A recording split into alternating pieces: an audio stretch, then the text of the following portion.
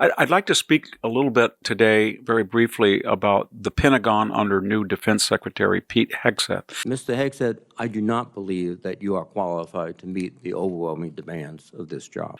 Trump nominees, Kash Patel, Pete Hegseth, Pam Bondi, RFK, Tulsi Gabbard, the left went after Pete Hegseth the most vehemently. But what I do know is that I've led men and women. I've led people. I'm trying to get answers from you for quite some time on this. On the Sean Ryan show, you said, and I quote, "I'm straight up saying that we should not have women in combat roles." Because I'm straight up just saying we should not have women in combat roles. It hasn't made us more effective, hasn't made us more lethal, has made fighting more complicated. 2 female soldiers have completed the Army's Ranger School. Admission standards, overall standards. I think a huge one is women in combat and quotas. I think the way they pushed that under Obama in a way that had zero to do with efficacy, zero to do with lethality and capability. You don't like women in combat? No. And he required J.D. Vance to break that tie. The yeas are 50 and the nays are 50. The Senate being equally divided, the Vice President votes in the affirmative, and the nomination is confirmed. I love women service members who contribute amazingly because everything about men and women serving together makes the situation more complicated, and complication in combat means casualties are worse. There was a reason for that. Victor Davis Hanson exposes the real reason why Pete Hegseth faced the most backlash of all Trump nominees. Because he threatened to break the cycle of corruption inside the Pentagon. From billion-dollar jets to diversity quotas, Hanson breaks down how the military-industrial complex became untouchable and how Hegseth plans to change that. He is proposing radical changes in the Pentagon. Remember where we are right now with the Pentagon. We spend $820 billion a year. It's about 14% of the entire budget. And we are building $14 billion carriers. We're building $85 million F-35s. We have built $140 million F-22s. And we're watching in Ukraine and the Middle East the entire mode of 21st century warfare being revolutionized. It's more of not that we're going to have bad quality, but it's more quantity and quality. They're flooding the zones with cheap drones on the ocean, in the air, and on land. And we're not there yet. We're not doing it. So what Pete Hegseth wants to do is change the entire manner of procurement.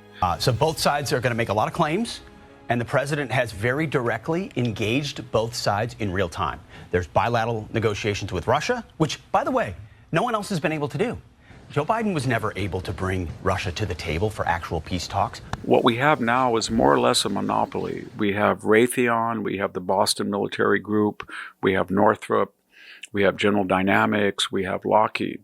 And the way it has worked is that 4-star generals who have very generous pensions rotate out. They work for these consortia, and then they use their contacts of subordinate officers to favor their procurement.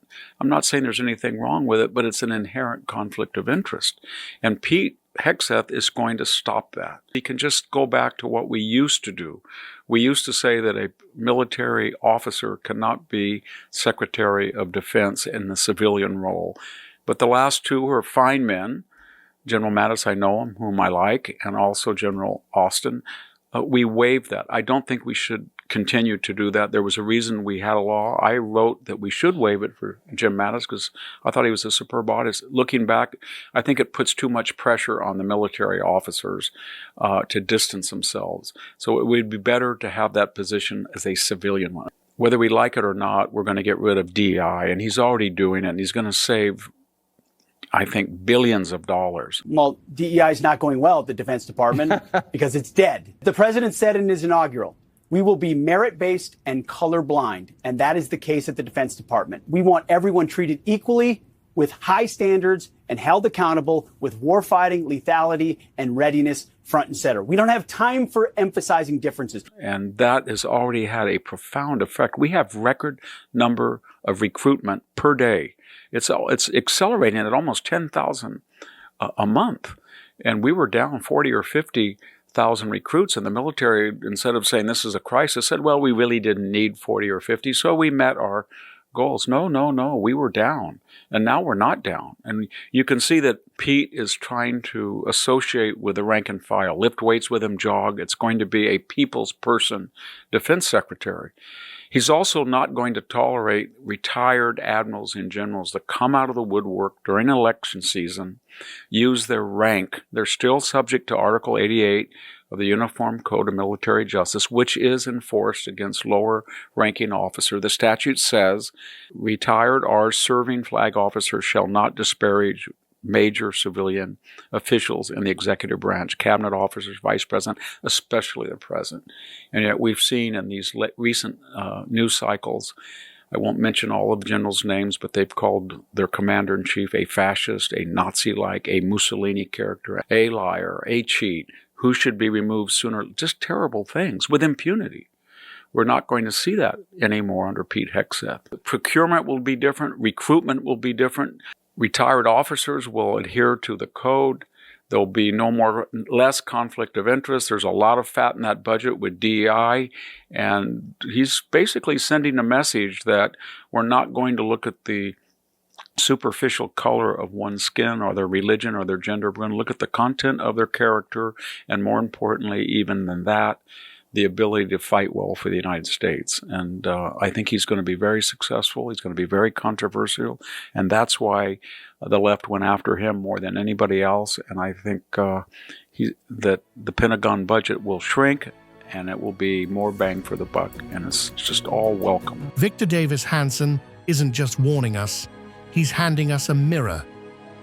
The question now is, do we want a military that defends America, or one that defends itself? If Pete Hegseth's reforms shake you, they should. Because what's at stake isn't just money or politics, it's the soul of the nation's defense. Is Hanson right? Or is this too much, too fast?